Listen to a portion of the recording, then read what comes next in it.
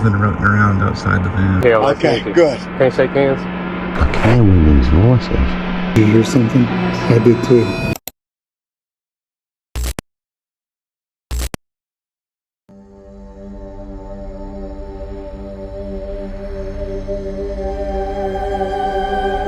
I've always been fascinated by death. Uploaded in 2023, this TikTok clip from a page known for lighthearted content featuring a man and his grandmother took a drastically darker turn when the creator unexpectedly captured something disturbing while at a job site near a wooded area. He heard piercing screams coming from deep within the forest. Curious, he began filming as he walked toward the noise, a decision that would soon reveal far more than he expected. As the camera pans through the dense woods, we get a glimpse of an isolated area tucked away just beyond the tree line. In the distance, two tents are barely visible, hidden just well enough to suggest that someone might be living there. Approaching the site, the TikTok creator encounters a man standing guard near one of the tents.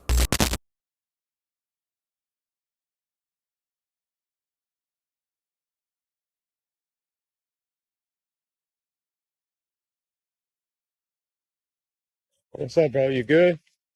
You good, bro? Hey, no, don't get up, man. You ain't got to get up. You ain't got to get up. You ain't got to get up. What's the problem? Nothing, man. I'm just working right here. I was coming to take a piss, bro. We're neighbors, right? Yeah, you're good, Okay, bro. I gotta treat you like my neighbor. Yeah, you're good, bro. I just was coming to My take a name's piss. Eugene Odell. Adam, man. Adam K.O. Nice to Okay, meet you. good. Can't shake hands? Yeah, I love to shake hands Okay. with people I know. Well, I just introduced myself, bro. Yeah. You're good, bro. You can chill out here, bro. Yeah. Yeah, Yeah, the Bible tells us really care about the word of the Lord. Yeah. And I can't judge you, right? Please don't. I wouldn't dare judge you. Hell. No, you don't have to ask me, please. That's a statement with me. I don't judge people. Right. You see, that's where we're different. We're okay, I'll tell you what. I'm 48 years old, and I'm sure I've been around longer than you, Okay. but I know you got work to do. I right? do. I got to go back over there, but you're good. Yeah. As long as I know you're here, you're They good, don't bro. have no bathroom over there for you? Hell no, bro. At first glance, the man doesn't appear homeless. In fact, he looks surprisingly well kept for someone living in the woods. This alone raises questions, but it's the man's demeanor that truly sets off alarms. The man grows defensive and increasingly aggressive, sending the clear message that he doesn't want anyone nearby, especially not someone filming. The tension between the two escalates fast, and while no physical altercation occurs, it's obvious that the situation could have gone in a much worse direction. The man's reaction is unnerving, not just because of his hostility, but because of how quickly it emerges. It's as if he was prepared for someone to show up, or worse, hiding something he didn't want anyone to see. One detail stands out in this footage, which is the second tent. While the confrontation happens near one, there's clearly another structure just a few feet away that goes completely unaddressed. Online commenters were quick to speculate about its purpose. Some believe it was simply a secondary shelter. Others, however, raised disturbing theories, wondering if someone else might have been inside, possibly against their will. The screams heard at the beginning of the video only add to the mystery. While there's been no official update or investigation following the viral clip, the ambiguity of the moment has kept people talking. Was there someone else in that second tent? Why was the man so defensive? And what exactly was the source of the screams that prompted the TikToker to start filming in the first place? I guess we'll never know the answer to those questions, but who knows, maybe we will. Before moving forward, do me a favor and give this video a like, and also subscribe to the channel if you haven't already. We're trying to hit 100,000 subscribers before August, and I also got a surprise for you once we reach 100K. Now, enjoy the rest of the video and watch till the end because there's a hidden word somewhere in the video for you. Let's see if you can comment the hidden word correctly. Dan is a solo van lifer and content creator who recently returned to the road after recovering from a shoulder surgery and making significant upgrades to his camper van. The excitement of resuming his nomadic lifestyle is clear in the early part of his video, but what begins as a hopeful return to the van life dream quickly devolves into one of the most frustrating and disturbing nights of his travels so far. After leaving his hometown in Iowa, Dan makes a few routine stops. Anxious and excited about the journey to come today. I still have to finish my final steps of cleaning my water tank.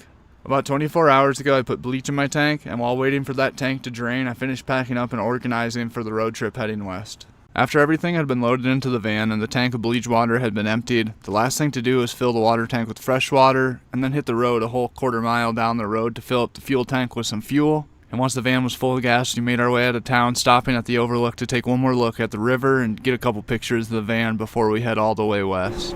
But we have to take the opportunity to look at the flooded Mississippi one more time before we hit the road heading all the way west. The river has been steadily rising for the past couple weeks to getting the van ready, and it's been pretty crazy watching the water level rise so high that local businesses and buildings are starting to slightly go underwater. And while I'm excited to put some miles on, more than anything, I'm just looking forward to being landed in Colorado. Traveling's really fun, but it also can be really hectic and expensive, especially with this being the first road trip in a long time. Cassie the dog was pretty nervous. We made it about 2 hours down the road before pulling over for our first break. Cassie was pretty anxious, so I just wanted to let her out and let her chill for a little bit. And along with that, the van is overdue for an oil change, so I found a Walmart that had big enough doors to fit the Ford Transit in. Turns out it can be tough to find a garage that has tall enough doors to fit a high roof Ford Transit in it, especially with the solar panels on top. The good news is the van's going to fit inside the shop. The bad news is it's going to be like 2 hours until the van can get in for an oil change. So we're relaxing. It was very well needed. Cassie's been anxious as hell this entire drive, so it was good to be able to let her actually calm down for a minute. So we're just relaxing until a bay opens up. And once a bay opens up, I think Cassie and I are going to look to see if there's anything to do around here. We're going to go on a little walk, let her burn some energy, and then hopefully there's like a dog store around. We're in like a really nice like shopping center, so I kind of assume that there's like a Petco or something around here. I'd really like to be able to take Cassie in there and have her do something that's fun. So that's the plan. Including an oil change, a quick meal, and a trip to Petco for Cassie, his pet.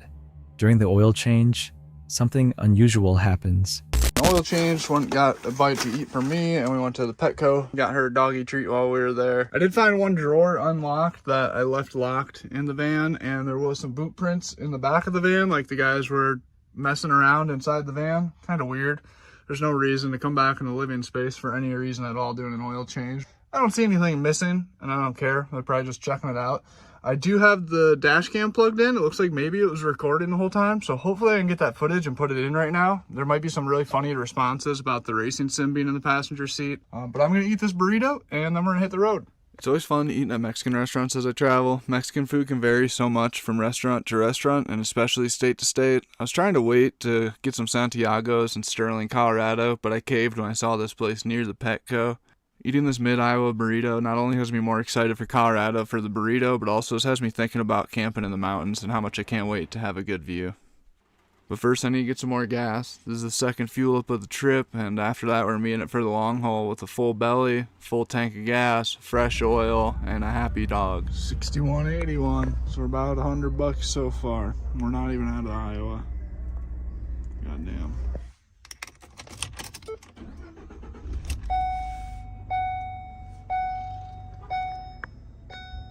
When he returns to the van, he notices a previously locked drawer has been opened, and there are boot prints in the rear cargo area. Though nothing appears stolen, it's unsettling. The dash cam may have captured whoever went inside, but Dan brushes it off and continues his journey. He heads west, planning to make it into Colorado by nightfall, but after hours of driving through the flat, open plains, exhaustion kicks in and he decides to pull over for the night. At a camping spot he finds through a travel app. It's remote, quiet, and it's the kind of place that seems peaceful enough to crash for a few hours before hitting the road again. That's when the real trouble begins. And when I looked closer, I found another tick on me, and another, and I pulled about 5 off of me before it hit me. How many are on Cassie? So as I was looking Cassie over for more ticks, I realized that the french fries were still in the oven, and I absolutely fried them. So it was just really seeming like one of those days. So Cassie gets a waterless bath, just spraying her over with the anti-tick and flea spray that I have, and then I get a nice sink shower, and for some reason I didn't use my brand new water heater. It was just all a little too much to take in, so I took a cold shower, and that really was a nice humbling moment. Not long after settling in, Dan notices that something is off. He finds ticks on his body, not 1 or 2, but multiple, and quickly realizes they've likely come from the surrounding area. Worse, his dog Cassie also appears to be crawling with them. As he attempts to clean both himself and Cassie, using flea spray and a makeshift sink shower, the evening turns chaotic. The infestation is overwhelming, and there's no clear way to escape it while camped in such a secluded location. As night falls and Dan finally climbs into bed, still itchy and unsettled, a new problem emerges, this time far more serious.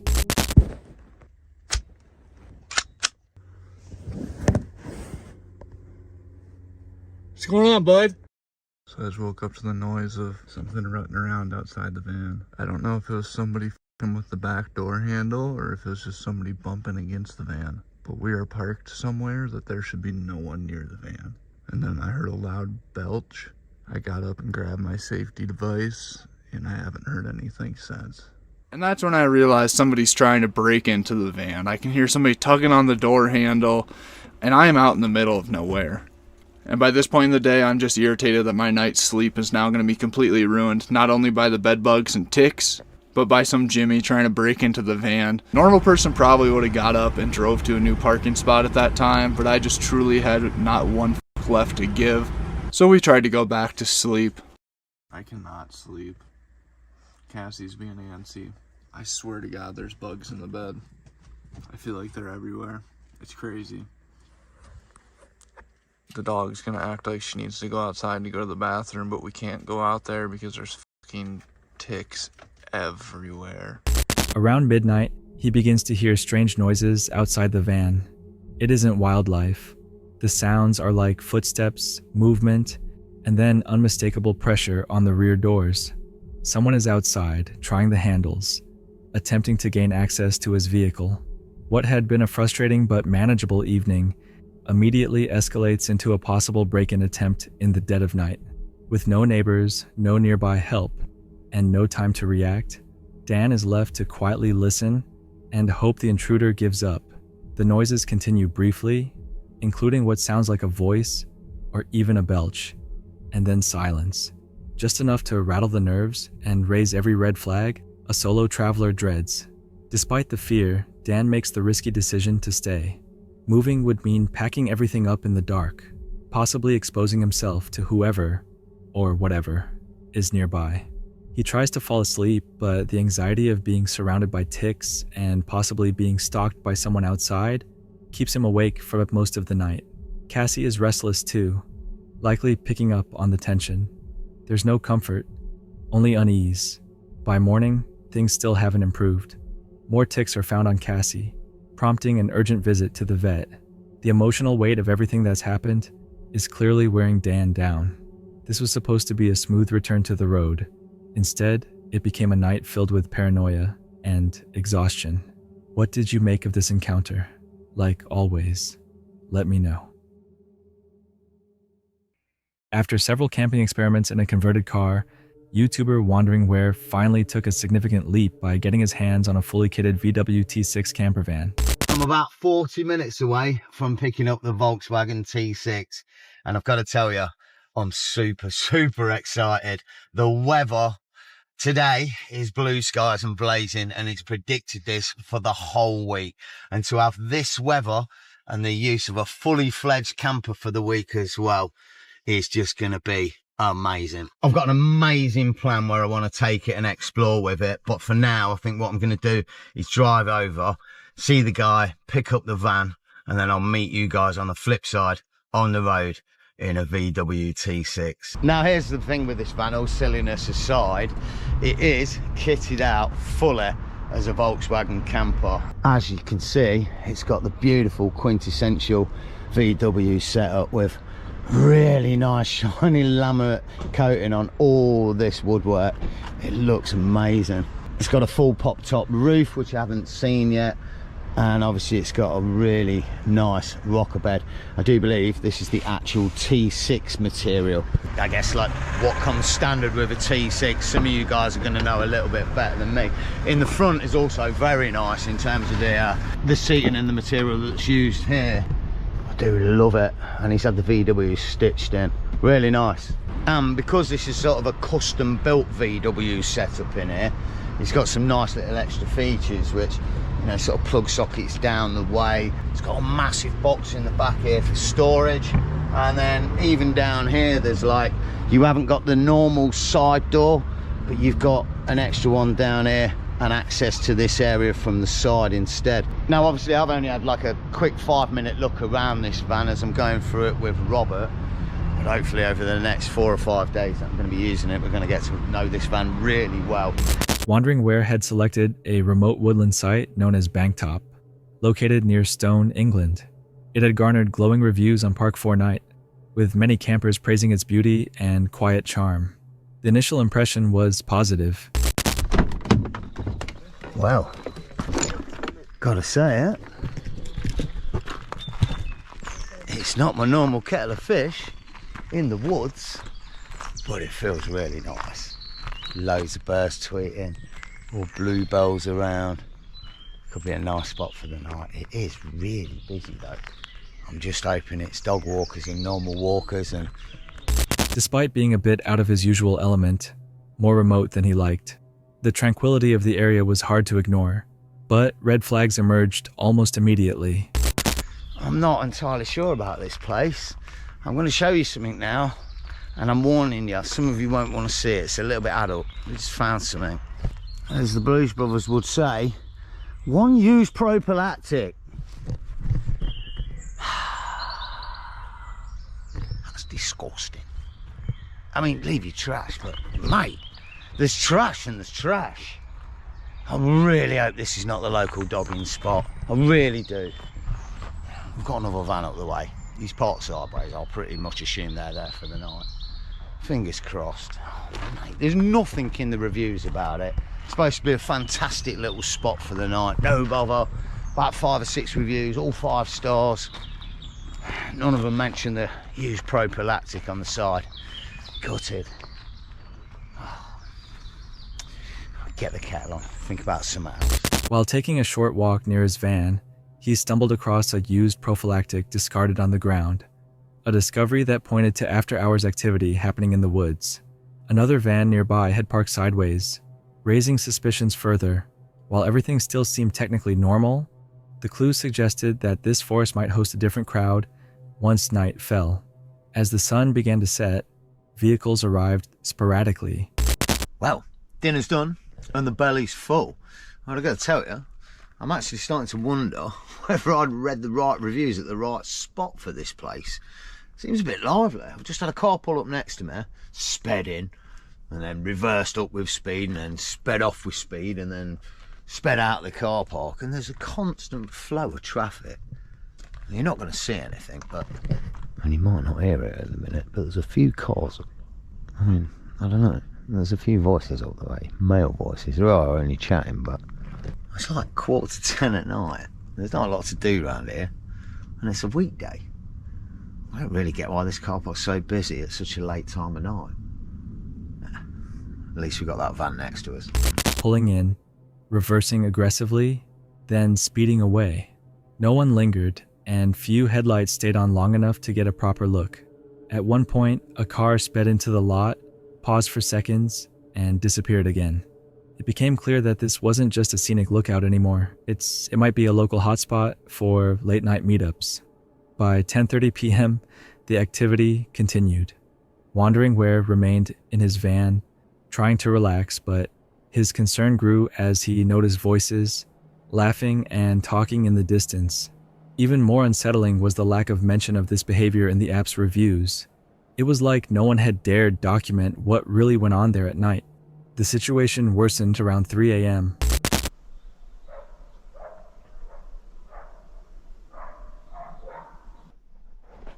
There's people walking around in the woods. I can hear women's voices. This is a bit dodgy. I've just got out of the van for a wee. Made a bit of noise, showed a load of light. Now I'm hearing dogs barking everywhere. I can hear women's voices and hear a torch, or see a torch in the woods. This is all a bit weird. After briefly stepping out to use the bathroom, he was startled by barking. First a deep, aggressive bark from one direction, then a higher-pitched yap from another. Then came the voices. Female voices were heard through the trees, shouting at the dogs, shouting at each other, clearly frustrated. He spotted flashlights darting among the trees. These women weren't simply walking pets. Their timing, behavior, and tone all felt wildly out of place. Concerned about escalating the situation, Wandering Ware chose to stay inside his van, keep his lights off, and remain silent. Whatever was happening out there wasn't something he wanted to draw attention to himself for. If these individuals were involved in something illicit, or even just unpredictable, the last thing he needed was to announce his presence. Eventually, the noise faded, but the sense of security never came. The YouTuber didn't sleep peacefully that night. While no one directly approached him, he still remained on the edge. The encounter wasn't terrifying in a cinematic way, but it was deeply unsettling. But like always, I'll let you draw your own conclusions to this encounter as well. This video comes from the Cali Bigfoots team, where they returned to a remote forest location they visited for over 16 years. As they said, the location is a hotspot for unexplained phenomena, including Bigfoot sightings, strange sounds, and even lost time. The group begins by scouting the area during daylight, noting signs of unusual activity such as flattened clearings, odd tree placements, and bent limbs suggestive of deliberate manipulation. One area appears to have been cleared unnaturally, as if by a machete or by someone preparing a site. I'm gonna leave this right here. We're good. Look at, hey. Dude, it's so flat. I don't know if it was this flat the last time. Why is it all like somebody cut it? Yeah, somebody came in and cut it.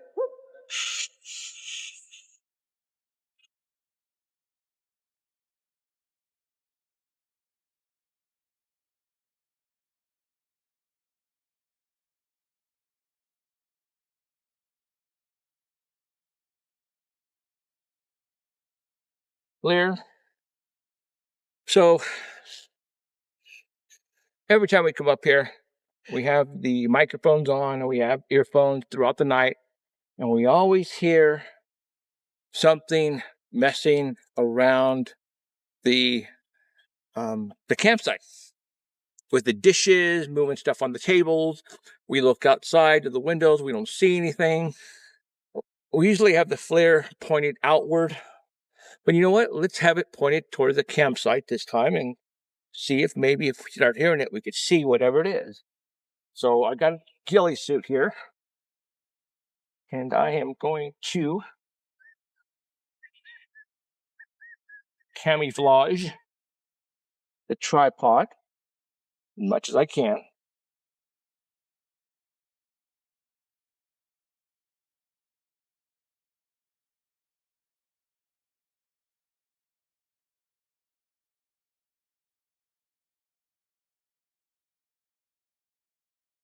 And later on tonight, I'll come out and adjust it a little bit more, but there we go. And they observe a dense structure of branches and foliage that resembles a possible shelter or chill spot. They even find a length of braided string tied between trees, an odd and unexplained man-made touch in an otherwise wild setting. Later, they examine the woods for footprints and other signs of presence. Let's go that way.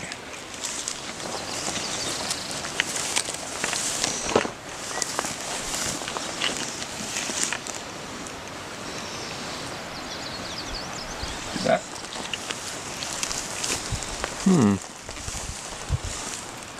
Pretty deep. Oh man, those are huge. What do you think? That's what I was looking at back there. Looks like a footprint to me. Going up or going down? There's another deep one over there. Looks down.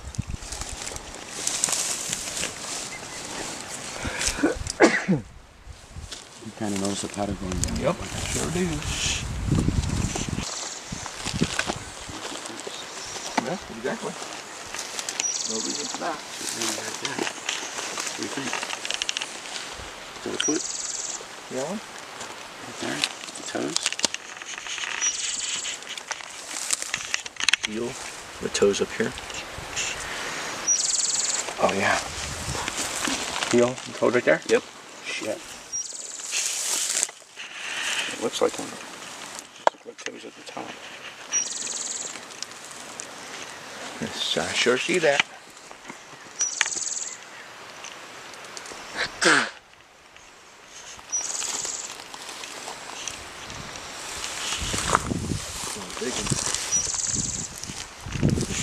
Okay. Kid having fun. Fun time climbing that guy. Whoa!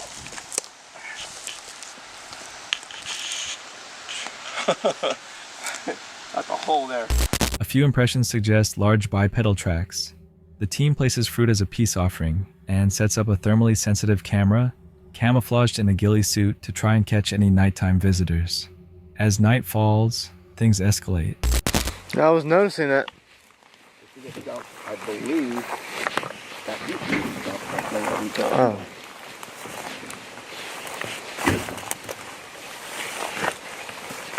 Try to look for eye shine. That'll work too. That'll work too. I'll go turn mine off.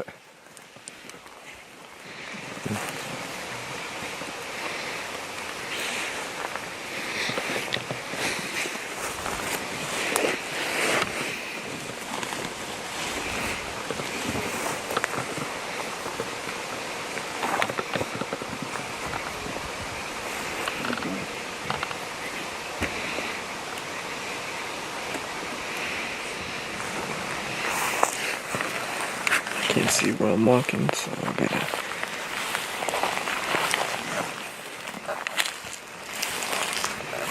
It looks like logs.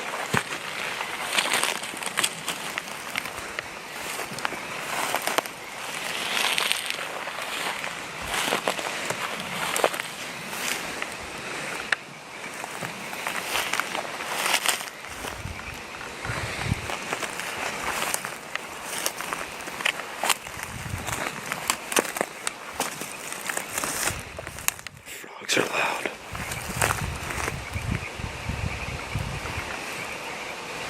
Hey, Christian. Yeah. You might need to throw another piece of bark down there to shut the frogs up again. I told Christian he needs to throw another stick at the frogs.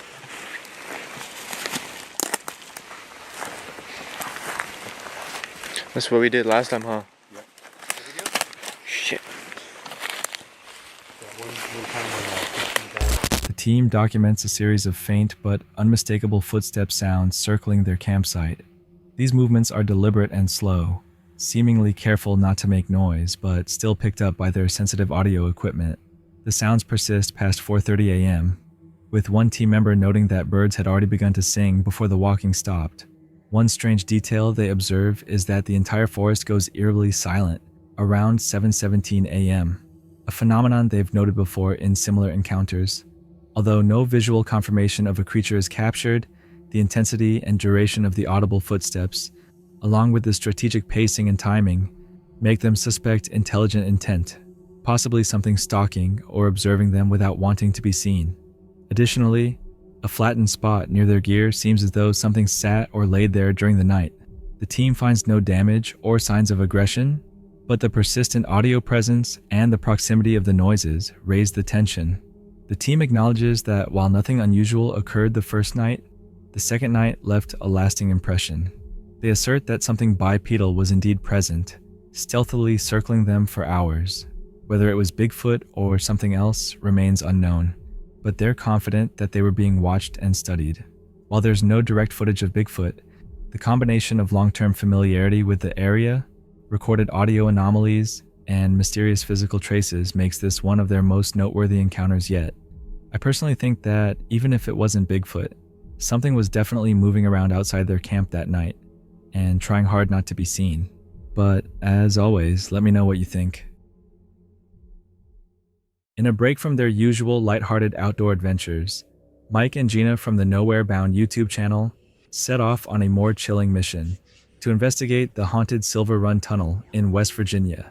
Known for its legends, and even noted on official state websites as a haunted location, the tunnel sits tucked into the remote hills along the North Bend Rail Trail.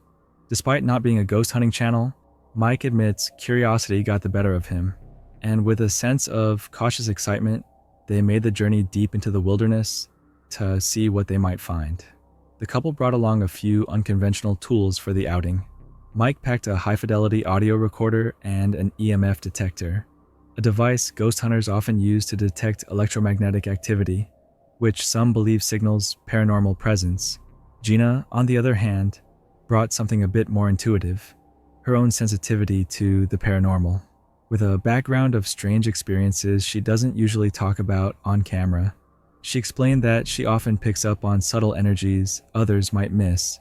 As a possible offering or attractant, she wore a piece of crystal jewelry, hoping it might appeal to the spirit they were searching for. Also joining the adventure was Juniper, their loyal and highly perceptive dog, who they hoped might sense things beyond human perception. Eventually, they reached the entrance to the Silver Run Tunnel. Wow, that is certainly dramatic. Just seeing that hole in the side of the mountain like that. It's like black. So this is certainly not anything that I do on a regular basis, but I did ask that we're protected from anything that might be bad. And that if anyone wants to come forward and contact me, that they can do that. And it's okay if they do. You talked about the jewelry you're wearing today, that bracelet. Yeah. So if there is a female presence, I thought maybe it's just just crystals, but I thought maybe if she saw something pretty on my wrist, maybe that would be one way to get her to come forward and make contact. Actually, it looks very spooky from where we're standing right now. And you're very skeptical about I am. I'm kind of skeptical about spirits and ghosts, but that doesn't mean if I see evidence of something, I will certainly accept whatever evidence there is. I don't have my mind made up one way or the other. So we'll just go in there and see what happens.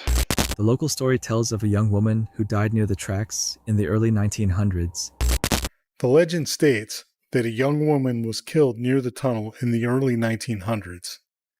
It isn't clear whether the woman was thrown from the train and murdered, or maybe she killed herself.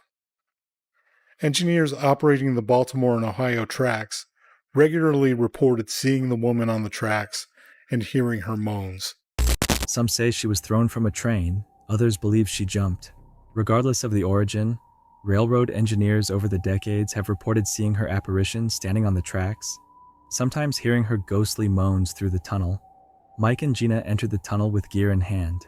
Gina called out gently, asking if anyone was there and inviting the spirit to come forward. They tried various EMF readings along the walls, but there was no sign of electromagnetic spikes, and Juniper seemed calm throughout. Even though the tools offered no physical confirmation, the pair remained respectful and open-minded. Gina asked a series of quiet, thoughtful questions about lost love, sorrow, and abandonment. At one point, she extended her wrist to display her bracelet, hoping it might draw the spirit in. Just then, both Mike and Gina paused.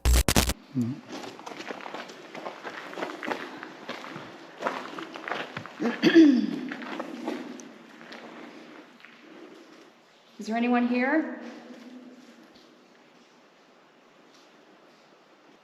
Did you ride on the train? It's safe for you to come closer if you want to say anything. I wonder if the dog is deterring any activity.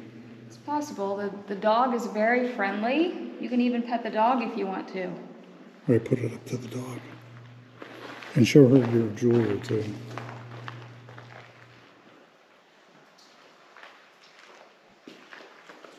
Did you jump from the train? I wore some jewelry for you today. I thought you might think it was pretty. You can come look at it. Did you get left at the altar?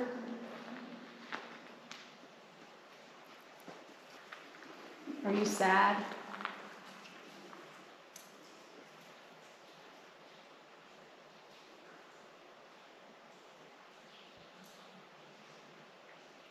Did you hear something? I heard something. I did too.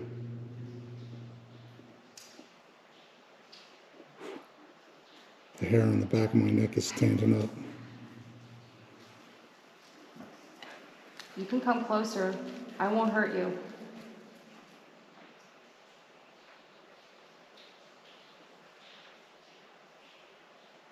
They heard something, a faint sound, almost like a voice, echoed subtly from deeper within the tunnel. Mike's hair stood on end. Gina turned, suddenly tense. They weren't alone. Footsteps and voices began to echo behind them. It wasn't a ghost. It was a group of hikers, arriving just as the atmosphere thickened. With their moment interrupted, Mike and Gina decided to wrap up and head back. But here's where things take a compelling turn. At the end of the video, Mike plays a chilling piece of audio Gina had captured during their first visit to the tunnel a week prior.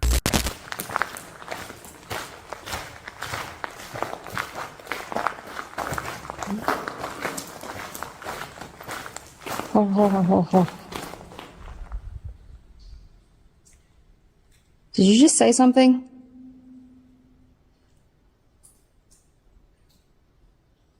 You can say it again. It's brief, but unmistakable. Amid the sound of footsteps and natural tunnel ambience, a clear voice can be heard, soft, eerie, and completely unaccounted for.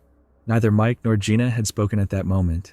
What was said remains unclear, but it undeniably sounds human and disembodied. Was it the ghost of the young woman said to haunt Silver Run Tunnel? No one knows for sure. But one thing is certain. Mike and Gina captured something strange.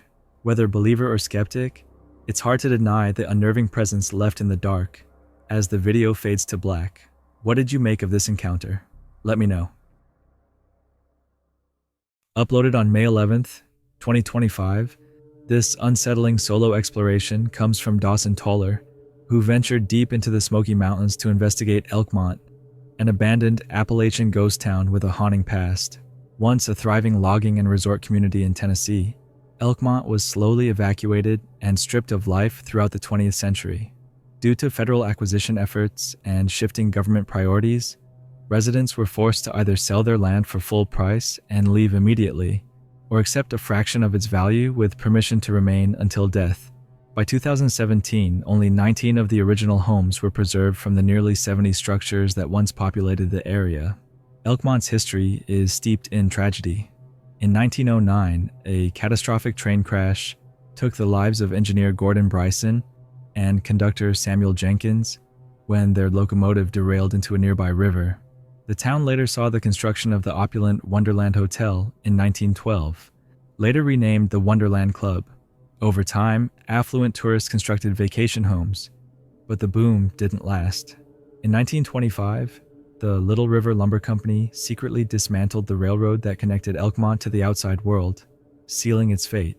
Only the intervention of Governor Austin Peay, who had a personal vacation home there, led to the construction of the permanent roads to keep Elkmont marginally accessible. Dawson begins his journey during daylight, scouting the area and familiarizing himself with the cabins, some of which date back to the early 1800s. A visit to the cemetery reveals graves as recent as 2022, an odd discovery considering the area is technically uninhabited. The presence of tokens and offerings on certain graves suggests active attempts at spiritual communication, hinting at a paranormal pull that persists even now. As night falls, the atmosphere shifts dramatically. Dawson, alone and with minimal equipment, begins investigating the oldest preserved cabins. He sets up a REM pod and voice recorder, respectfully announcing his intentions to any spirits present. He calls out to former residents and references Elkmont's infamous local, Uncle Lem, the last original settler who passed away in 1984. Inside the cabins, he attempts EVP sessions, asking direct questions to any potential spirits about whether they live there, how they left, and if they feel he is intruding. Though much of the session appears quiet, Dawson reacts to subtle environmental changes, including the chilling sound of footsteps or shifting branches outside. The fear of a bear encounter becomes almost as pressing as that of the paranormal. In one of the most suspenseful moments, while reviewing an EVP session, Dawson detects a faint voice responding to his question.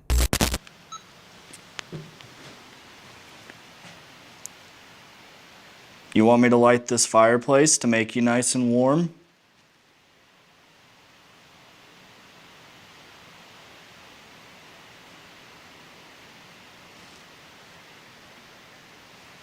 Do you know who broke those windows that's behind me?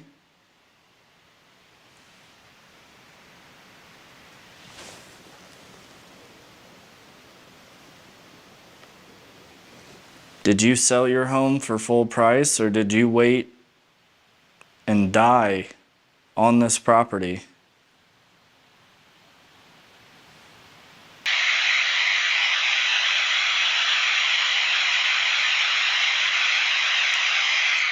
Thought I heard yes.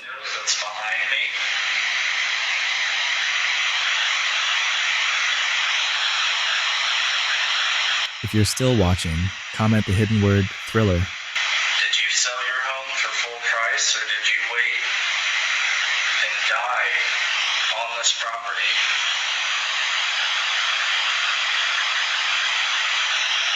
When he asks, "Do you want me to light this fireplace to make you warm?" there appears to be a barely audible response that he interprets as a yes. He replays the audio with as much enhancement as possible, clarifying that it could be pareidolia, but nonetheless finds it compelling. This is the only audio anomaly that stood out during the night. No doors slammed, no loud knocks, just this potential whisper from the beyond. By the end of his investigation, Dawson thanks the spirits and emphasizes his respectful approach, reiterating that he's not there to exploit anyone, living or dead. The episode closes with a note of genuine gratitude to his viewers, inviting them to comment if they found the location as eerie as he did. With this final encounter comes the end of another episode. If you haven't already, let me remind you again to like and subscribe. Also, leave a comment about what you liked and didn't like about this video.